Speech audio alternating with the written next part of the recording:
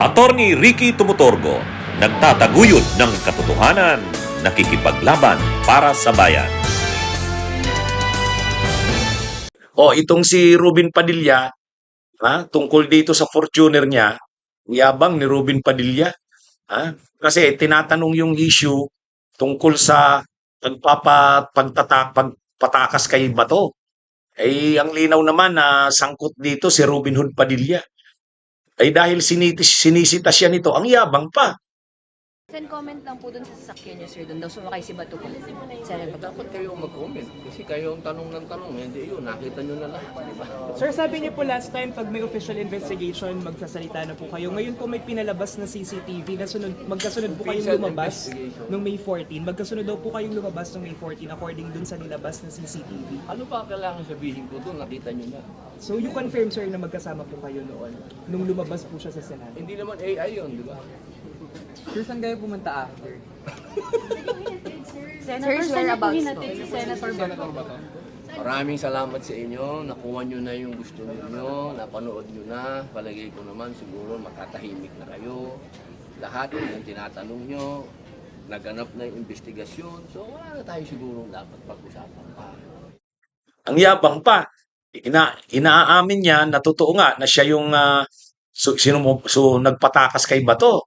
At inaamin niya rin na yung kanyang sasakyan ang ginamit. Ang yabang pa ni Padilla. Sabi ni Padilla, opo, sasakyan ko nga po yun. Ako naman po ang may pinakamahinang klaseng sasakyan. Fortuner lang po yan. Ako lang po ang may pinakamahinang klaseng sasakyan sa Senado. Kotse niyo pa ba yan? Upo ba yan? Ay, opo. Opo, sasakyan ko po yan. Nakita nyo naman, ha? Yan ho ang pinaka-humble na sasakyan dito sa Senate. Fortuner lang. Mga yabang naman ni Robin Padilla. Ang tanong doon, hindi kung, wag mo nang wag mo nang gamiting issue yung ikaw yung pinakamahina ang sasakyan. Ang ibig niya kasing sabihin, yung iba siguro, ang mga sasakyan ay napakamamahalin. Yung Fortuner kasi, totoo naman yan, pang ano naman yan bagamat SUV yan, pero kumpara sa ibang mga sasakyang mamahalin, parang ano yan, hindi masyadong mahal yan. Pero hindi naman yung issue yun. Hindi naman ang issue yun, hindi naman yun ang issue kung ang sasakyan niya ay mahal ba o hindi. Ang issue doon, kailangan niyang sagutin at harapin yung pinatakas niya si Bato de la Rosa.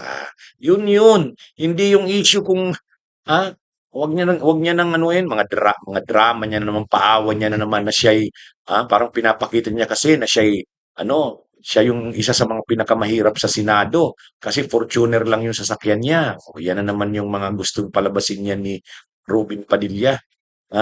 Mga kabunyog, mga kababayan. Ngayon, ang issue dito, kung siya ba ay sangkot sa pagpapatakas kay Bato de la Rosa kasi ito ay may kaso. Ito ay may kaso sa International Criminal Court at may pending warrant of arrest ito na valid. Valid. At lalo pa ngayon na hindi nag-issue ng TRO ang Korte Suprema. Final na yung desisyon ng Korte Suprema, denied. Denied ang request for TRO.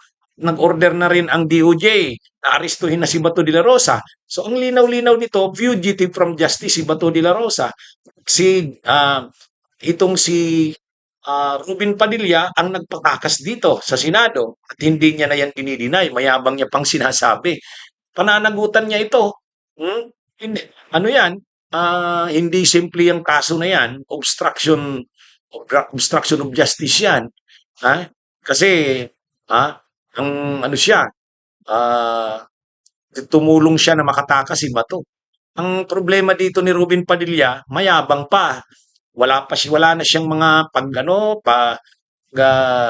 kumbaga kung ano-ano pang inaano niya, sinasabi niya, oo, ako ang nag-escort kay Bato, sasakyan ko ang ginamit. Parang kulang na lang sabihin niyo, ano ngayon? Oh, ano kasi ito mga kabunyog itong si Robin Padilla, parang tingin niya barkadahan lang ang lahat.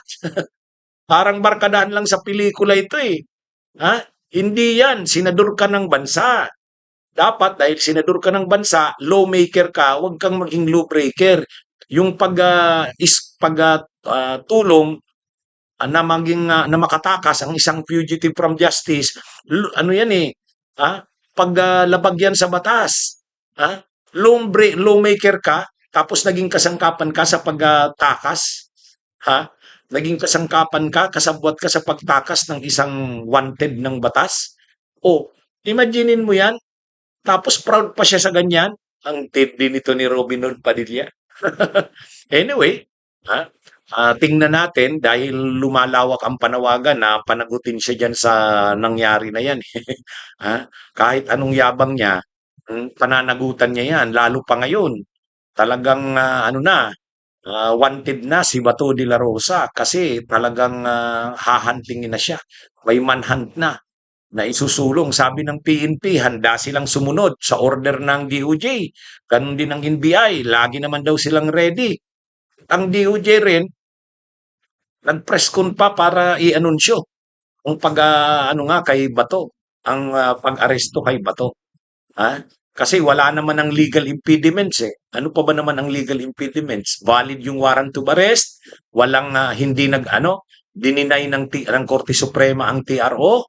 Ang pag-dininay ng Korte Suprema ang TRO, ibig sabihin yan, walang nakikitang legal impediments ang Korte Suprema. Gusto sana na ni Bato de la Rosa, proteksyonan pa siya ng Korte Suprema, wag siyang arestuhin. Ay walang nakita ang Korte Suprema na depekto.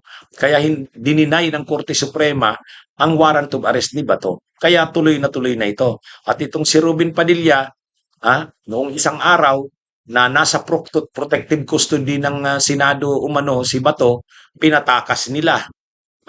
Pinatakas nila matapos yung mga di umano'y putukan na parang ang lumalabas ngayon, diversionary tactics nga para makatakas si Bato.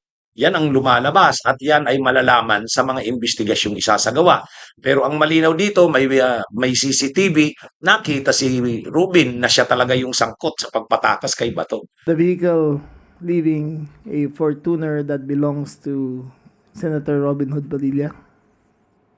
This is the picture of Bato during all the chaos. But the last video, the next video please. The last video. Next one. Next one. Next video please. Next. That is them getting away. It shows the Fortuner, white Fortuner, and personalities going out from the Senate. Particularly, makita natin doon ang Senator Bato and Senator Padilla and going to the vehicle na Fortuner. Na pag-aari. Pakita na natin yung video nun. And per records inquiry, it is owned by Senator Padilla. Ngayon, mayabang pa siya.